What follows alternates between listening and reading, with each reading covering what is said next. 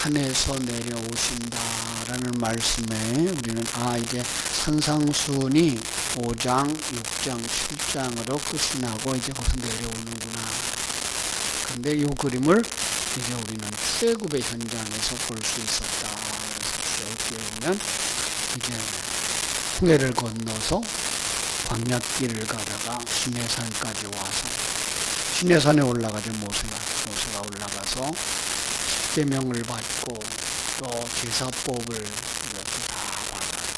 그리고서 출애굽기 32장에 가면은 이제 거기서 내려오죠. 산에서 내려와요. 자, 그런데 그 내려올 때 어떤 상황이 벌어지죠? 우상숭배하는 그 산 아래의 모습이 그려지고 있죠. 우상숭배라고 하는 그 문제가 나를 위하여서 신이 존재해 주기를 원하는 나 중심의 사상의 표출이 바로 우상숭배라고 했어요. 제가 10계명 두 번째 계명을 그렇게 얘기했죠. 너나 도와주는, 너나 행복하게 해주고 내 소원이나 들어주는 그런 우상으로 만들지 마라 라고 하는 말씀으로 받아야 됩니다. 오늘 본문은 그 상태를 나병과 또 백부장의 하인 중풍병자의 상태로 계시하고 있는 거예요. 그러니까 성경의 출애굽기와 마태복음을 이렇게 겹쳐서 보면 거기서 두 가지가 함께 그 속에서 영적인 어떤 상태들을 우리에게 보여주고 있는 그림이구나 라고 하는 것 알 수가 있습니다. 아직도 구원받지 못한 자들의 상태가 뭐예요? 그게 우상숭배하는 자들. 신약에 와서는 그게 나병이나 중풍병으로 그려지고 있는 거구나 라고 보실 수가 있는 거예요. 그렇습니다. 주님께서 그 속에 오시는 거예요. 어둠 가운데에 빛으로 임하시고 생명이 없는 자들 가운데 생명으로 오시는 그 그림을 그려주고 있는 거죠. 자, 오늘 본문에서 먼저 나병 환자, 문둥병자를 그려내고 있어요. 이 문둥병, 물론 현대의학이 말하고 있는 이 나병과 조금 차이가 있다고 말하죠. 그래요. 이 병은요, 죄송합니다. 부정환자로 정의이 되고 있어요. 부정환자. 문둥병자는 부정환자. 그 병자 자신에게 있어서는 감각이 없는 자죠. 감각이 없는 자. 그러니까 오늘 이 땅에 타락한 인생들은 어떤 존재라고요? 영적인 감각이 없는 거예요. 하나님을 보지도 못하고 하나님을 느끼지도 못하고, 그리고 자신이 아픈 것도 모르고 자신이 죄인 된 것도 알지 못하는, 그래서 어떻게 돼요? 부정환자로 취급되는 거죠. 이 거룩과 대조가 이루는 것이 바로 부정이죠. 그렇죠? 그러니까 불의한 자죠. 하나님의 의와 대조를 이루고 있는 자로 그려지고 있는 거죠.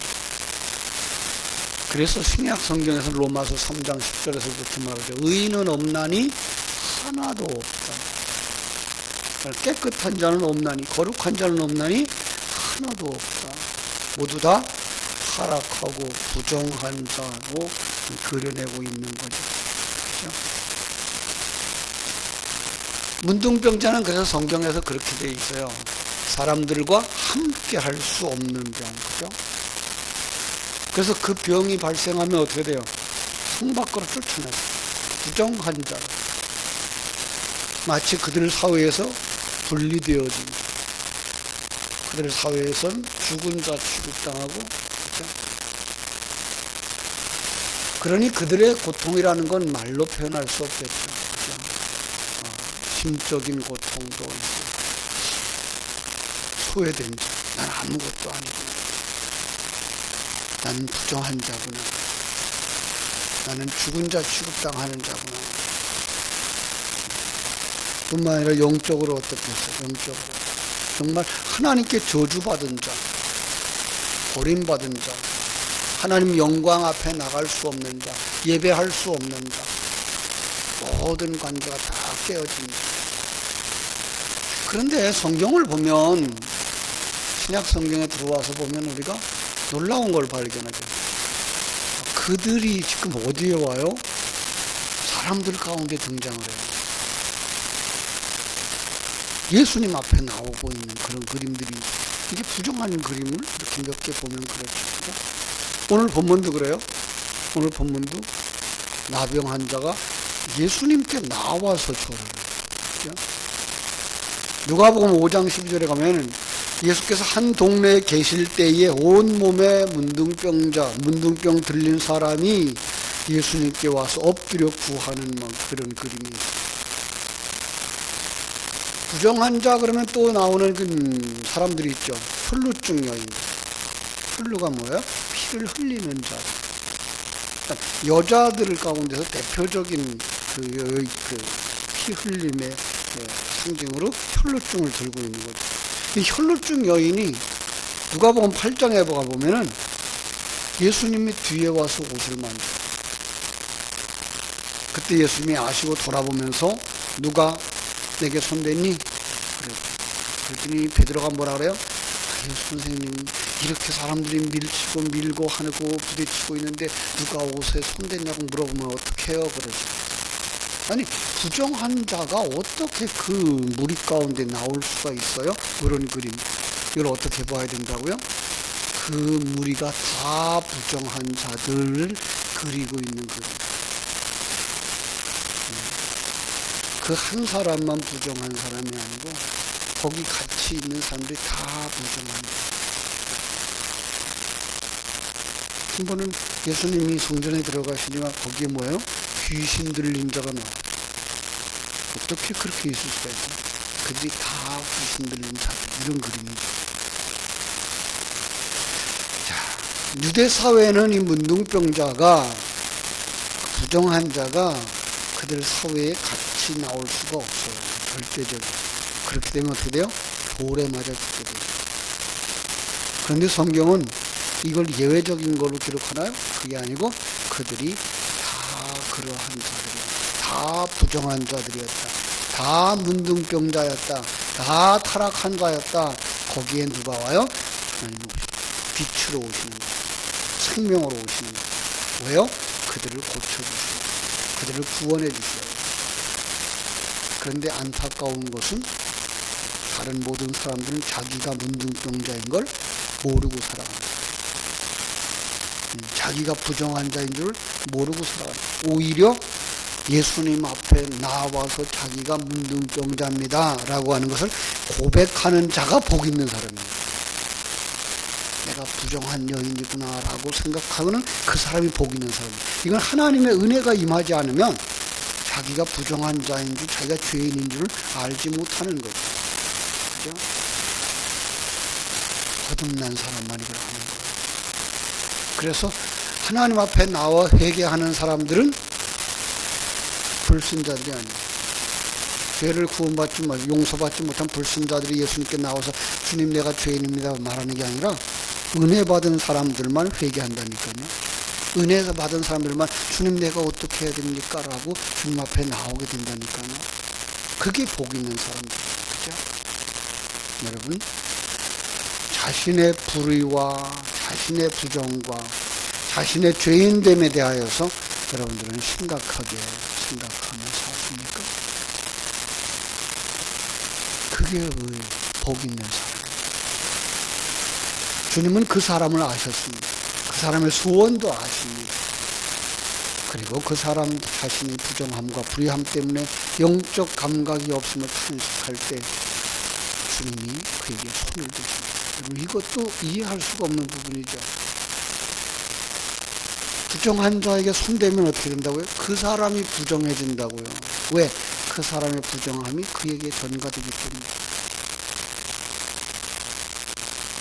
그런데 이 주님 앞에 엎드리는 이 문둥병자, 주님 원하시면 저를 깨끗하게 하실 수 있나이다 라는 신앙 고백을 하죠. 그래서 우리가 예배 전에 드리는 신앙 고백이 굉장히 의미가 깊은 거예요. 그냥 암송하는 정도가 아니고요. 그 속에는 정말 자기의 신앙 전체가 들어가요. 얼마나 놀라운지 우리가 늘 묵상하잖아요. 전능하신 하나님, 천지만물 창조하신 하나님, 그분이 내 아버지 된다는 사실, 예수 그리스도 그분이 나 위해 죽었다는 사실, 그랬기 때문에 내가 생명을 얻은 자가 되어졌고 그분 구원의 길로 가고 있다는 사실, 그 성령님이 나와 함께 하시기 때문에, 인도하시기 때문에 내가 지금 성령의 사람으로 만들어져 가고 있다는 사실을 고백하는 거예요. 그럼에도 불구하고 우리는 어떻게 살아요? 아직도 죄의 가운데 살아요. 아직도 옛사람, 아직도 나중심의 사람. 그래서 어떻게 해야 돼요? 일어나요. 이제 우리 완성될 것을 바라보면서 주님 앞에 의지하면서 달려가는 이 예배. 그래서 사도신경이 그 속에 큰 진리가 담겨져 있는 거예요. 이 문둥병자가 예수님 앞에 나와서 주님 원하시면 저를 깨끗하게 할 수 있나이다의 고백 속에 우리의 사도신경이 다 들어가 있어요. 주님이 그에게 손을 대줘요. 그래서 주님의 그 문둥병자의 부정함이 주님께로 전가되는 거예요. 타락한 인생 가운데 임하시어서 신앙을 고백하는 자들의 그 타락한 죄들을 주님이 가져가시는 거예요. 혈루증 여인에게 손을 대시면서 그 혈루증 여인의 혈루의 근원을, 죄의 근원을 가져가시는 거예요. 그래서 주님은 그 죄값으로 십자가에서 죽으시고 우리는 그 앞에서 나음을 입는 사람들입니다. 오늘도 이 새벽에 주님께서 여러분들에게 안수해 주시고 여러분들에게 손대해 주시고 여러분을 오르만져 주심으로 말미암아 여러분의 모든 문제를 주님께서 다 가져가시는 역사가 있게 되기를 주의 이름으로 축원합니다. 주님께서 뭐라 그래요? 이제 구원받았다. 그 구원받은 것 주는 거 해라. 그게 뭐예요? 제사장에 가서 예물을 드려라. 이렇게 말씀하는 것을 우리가 보게 됩니다. 사람들에게 말하지 마라. 사람들에게 말해줘도 알지 못한다는 거예요. 사람들 오히려 말해주면 너를 돌로 칠 거라는 거예요. 그래서 사람들에게 말하지 말고 누구에게 가라고요? 영적 권위를 가지고 있는, 신적 권위를 가지고 있는 제사장에 가서 확증을 받으라는 거예요. 그럼 요한복음 9장에도 나면서부터 소경되었던 자가 그 소경에서 치료받잖아요. 근데 그가 가족으로 돌아가요. 그건 어떻게 되죠? 그들은 거기서 쫓겨나잖아요. 사람들은 몰라요. 오늘 성도들의 그 진리. 그래서 우리는 정말 복음을 전할 때 뭐를 어떤 말씀 기억해야 돼요? 진리를, 진주를 개나 돼지에게 던지지 마라라고 하는 말씀. 저가 받아들일 만한 사람이 되어졌을 때 그가 진리를 들을 수 있는 거지. 전혀 이해하지 못할 때 아무리 좋은 걸 주어도 그게 좋은 줄을 몰라. 아무리 생명을 주어도 난 내게 있는 것 다 주었는데 저들은 무엇을 받은 것을 몰라. 이제 하나님의 사람에게 가서 정결하게 하라. 성경 속에 이 문둥병자가 정결하게 되는 의식이 몇 가지 있죠. 그 신적 권위를 가진 제사장 앞에 나가서 판결을 받는 거죠. 레위기 13장에 있어요. 정결 선언이 주어지면 이 사람은 이제 부정하지 않아 정결해졌어 라고 말하면 그때 산새 2마리와 그 백향목, 홍색 실, 우슬초를 하나님 앞에 드리도록 되어 있어요. 14장이에요. 레위기 14장. 그리고 8일이 지나면 새로운 사람이죠. 새로운 날이죠. 흠없는 수양, 감량 중에 하나 이렇게 가져가는 확신이에요. 그러면 구원의 확신을 가지고 그때부터 사는 거죠. 그렇죠? 구원의 생명이 차오를 때까지, 정리될 때까지 기다리고 확증하는 모습을 우리가 볼 수가 있습니다. 오늘 본문에 두 번째로 나오는 환자가 있죠. 백부장, 그리고 그의 하인이 중풍병자. 네, 여기에 백부장, 그 하인, 중풍병자 이런 단어를 한번 모아서 이걸 한 사람으로 보시면 돼요. 백부장의 수하, 백부장은 100명의 그 병사를 거느리는 지휘관이죠. 그런데 그가 어떤 사람인가는 누가복음에 보면은 유대인들에게 존경을 받는 사람이었다 그래요. 그런데 그 상태가 어떻게 해요? 중풍병자였다라는 거예요. 예. 성경에 이렇게 그려주고 있는 것들을 보실 수 있어요. 과부가 예수님을 만나는데 과부가 죽은 아이를 데리고 나오죠. 죽은 아들을. 그리고 예수님 만나면 이 아이가 살아나는 그림을 그려요. 그리는 거예요. 내 모습이야, 내 모습. 내가 과부예요. 근데 내 속에 있는 세 사람은 어떻게 돼요? 죽어 있는 거예요. 근데 주님 만나면 뭐예요? 내 속에 있는 생명이 살아나는 그 그림인 거예요. 어머니가 귀신 들린 딸을 고쳐달라고 데리고 나오죠. 그것도 같은 그림이에요. 예, 그걸 같은 그림 내용이죠. 우리의 형상을 그려내는 건데 그걸 한 사람 속에다 그려낼 수가 없어요. 그래서 성경은 그걸 갖다가 어머니와 딸과 병 이렇게 그려내고 있는 우리의 모습. 영적인 죽은 상태죠. 중풍병자가 뭐예요? 중풍병. 머리가 원하는 대로 몸이 움직여지지 않는 거. 머리 대신 예수 그리스도가 지시하는 대로 따라가지 않는 그런 게 뭐예요? 중풍병. 왜 따라가지 못하죠? 병들었어요. 나 중심의 사상 때문이죠. 거기에 주님이 오시는 거죠. 그렇습니다. 주님께서 이번에는 뭐라고 말씀하시는가 하면은 내가 가서 고쳐줄게 그래요. 병 고치는 방법이 여러 가지로 나오죠. 어떨 때는 침을 뱉으시고, 어떤 때는 침과 흙을 지해서 눈에다 발라주시고, 아니 어떤 때는 안수해 주시고, 어떤 때는 말로, 그죠? 내 믿음이 믿음대로 될지어다. 왜 이렇게 달라요? 예, 그거는 좌우에 있는 앞뒤에 있는 그 문장들 속에서 우리에게 계시해 주려고 하는 어떤 중요한 내용이 거기에 드러나고 있는 거예요. 그래서 오늘 이것도 가장 중요한 건 뭐예요? 이 말씀의 역사. 말씀의 역사. 그걸 드러내기 위해서. 그러니까 우리가 타락한 인생인데 우리가 하나님의 말씀을 제대로 순종하지 못하는 자인데 어떻게 고쳐줘요? 빛으로 오신 예수님이 어떻게 해요? 말씀으로 오신 예수님이 그 말씀 안에서 우리를 구원시켜주는 그런 그림인 것 같습니다. 사랑하는 여러분, 그래서 마지막으로 뭐라고 말해요? 13절 내 믿음대로 될지어다. 믿음도 누가 주시는 거예요? 하나님 주시는 거예요. 근데 그 하나님에 대한 믿음이 우리 속에 생겨요. 그걸 갖다 하나님은 내 믿음이라고 말씀하십니다.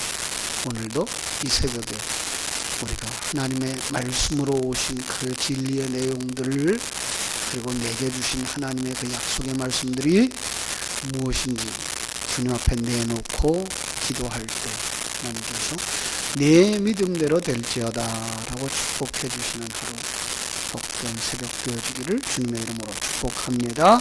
기도하겠습니다. 아버지 하나님 감사합니다. 참으로 주님께서 산상수훈을 통해서 하나님의 백성들의 모습 그리고 하나님의 백성들이 살아가야 할 모습들을 다 드러내셔 주시고 이제 산에서 내려오시자 그들이 살아가는 삶의 현장은 바로 어둠이었고 병 환자와 같았고 또 중풍병자와 같았다는 사실을 우리에게 드러내 보여주시니 아버지 하나님이여 내 모습이 나병 환자며 내 모습이 중풍병자였다는 사실을 다시 한번 깨달아 알고 주님 앞에 감사하는 이 새벽 되게 하여 주시옵소서. 정말 나도 그런 타락한 자의 모습이었는데 부정한 자의 모습이었는데 하나님과 구별되어져서 저 지옥에 떨어져 죽을 수밖에 없는 모습이었는데 나를 사랑해 주시는 그 하나님의 사랑이 내 안에 오신 예수 그리스도의 생명이 우리를 중풍병에서 고쳐주신 것처럼 문둥병에서 고쳐주신 것처럼 우리를 하나님의 생명을 불어넣어 주신 자 되어졌고 생명을 가진 자가 되어졌고 은혜 입은 자가 되어져서 주님 앞에 서게 해주신 거니 얼마나 감사한가. 이 새벽에 하나님 앞에 정말로 감사하는 마음이 뭉클뭉클 샘솟아 올라오도록 축복하시고 축복하여 주시옵소서. 아버지 하나님, 내 믿음대로 될지어다라고 하실 수 있을 만큼 우리 속에 믿음이 있게 해주시고 그 말씀의 역사, 주님이 참으로 오늘도 우리 가운데 오셔서 육신을 입고 오셔서 우리에게 손대주시고 우리를 일으켜주시는 것이 아니라 이제는 말씀으로 오신다는 사실, 그래서 우리에게 들려주셨던 그 말씀이 정말로 우리가 알았던 그 말씀이 우리의 심령 속에서 뭉클뭉클 솟아날 수 있도록 아버지 우리에게 기억을 주시고 생명을 주시고 은혜를 주셔서 주의 말씀에 사로잡힌 자들, 주의 은혜에 사로잡힌 자들, 그 믿음으로 살아가는 자들이 다 되게 하여 주시옵소서. 어둠 속에 승리하는 자들 되게 해주시고 아버지 앞에 영광 돌릴 수 있는 복된 하루가 되도록 하나님 도우시고 역사해 주시옵소서. 거룩하신 예수님의 이름으로 기도하옵나이다.